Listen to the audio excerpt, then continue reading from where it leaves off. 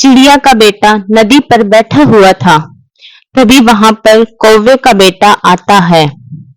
यह नदी मेरे घर के पास है, इसीलिए यह नदी मेरी है और तुम यहाँ से पानी नहीं पी सकती हो। तुम जाओ यहाँ से।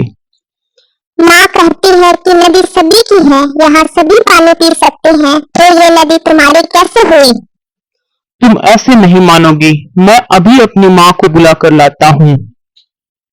और कौवे का बेटा वहां से घर चला जाता है और अपनी माँ से कहता है, रोते रोते, माँ मैं नदी पर पानी पी रहा था, तभी वहां पर चिड़िया का बेटा आ जाता है और मुझे पानी पीने नहीं देता है और मुझे मारने लगा और उसने मुझे वहां से भगा दिया। माँ वह अपनी माँ से ऐसी झूठी बातें करता है। वह हमेशा ऐसे ही करता है।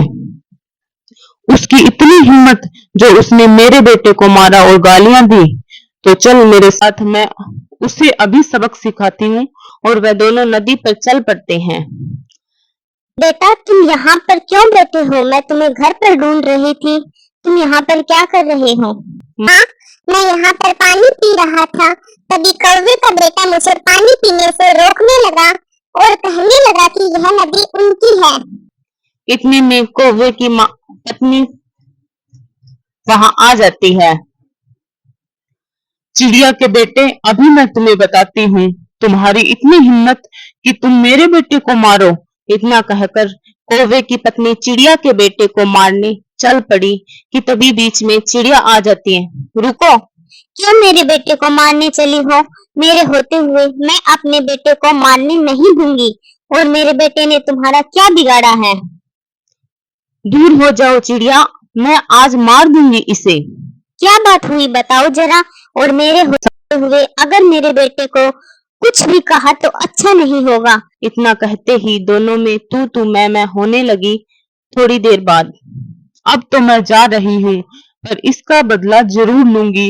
और कौवे की पत्नी वहां से चली जाती है। चिड़िया भी अपने बेटे को घर ले जाती है।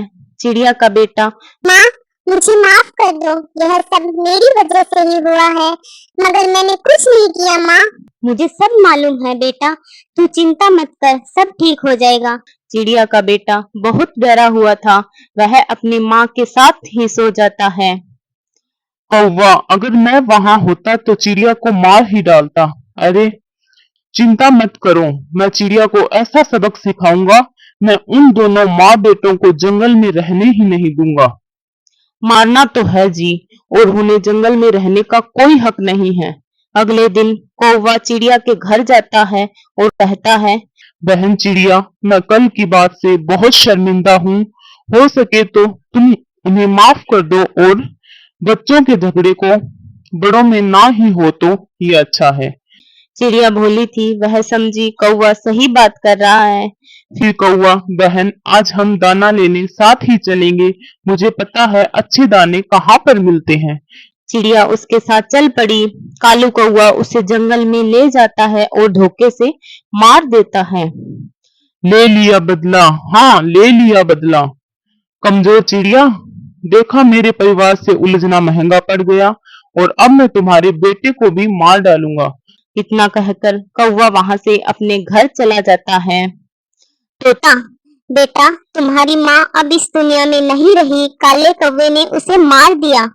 चाचा जी मैं अब किसके साथ रहूंगा? और कौवा तो मुझे भी मार डालेगा। बेटा वह कौवा बड़ा शैतान है, मैं उसका मुकाबला नहीं कर सकता, वह बड़ा ताकतवर है, मैं कमजोर हूँ, तुम किसी और से मदद मांगो। इतना कहकर तोता वहां से चला जाता है। चिड़िया का बेटा बहुत डरा हुआ था। वह अपने पड़ोसी कबूतर के पास जाता है और कहता है, अंकल जी गेट खोले, मुझे कौवा मारने आ रहा है, आप मुझे बचाओ। बेटा अगर मैंने गेट खोला तो कौवा बहुत ताकतवर है, मुझे और मेरे परिवार को भी मार देगा। तुम कोई और ताकतवर के पास जाओ, मैं गेट नहीं खोलूंगा। चिड़िया का बेटा वहां से जल्दी जल्दी भागता है और देखता है कि कौवा और उसकी पत्नी उसके पीछे ही आ रहे हैं। वह जल्दी से चील के पास जाता है और कहता है, आंटी आंटी मुझे बचाओ, माँ नहीं रही और यह कौवा मुझे मारने आ रहा है, मुझे बचाओ।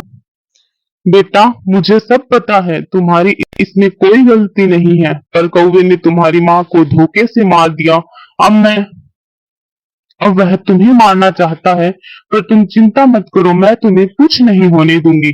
तुम मेरे पीछे आ जाओ। तभी वहां पर कौवा और उसकी पत्नी आ जाते हैं। चील, तुम बीच में क्यों आ रही हो? मैं तुम्हें भी मार दूंगा। इस चिड़िया के बेटे को मेरे पास भेज दो, वरना मैं तुम्हें भी मार दूंगा।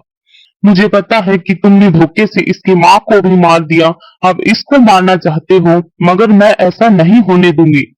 इतना कहकर चील ने एक झपटे से कौवे को मार दिया और कौवे की पत्नी को भी। चिड़िया के बेटे से बोलती है चील, मेरी कोई कोई संतान नहीं है, आज से तुम मेरे बेटे हो और मेरे ही पास रहोगे। और वह दोनों खुशी खुशी रहने लगे। शिक्षा, कभी भी झूठ नहीं बोलना चाहिए। कई बार छोटी छोटी बातें बड़ी बन जाती हैं।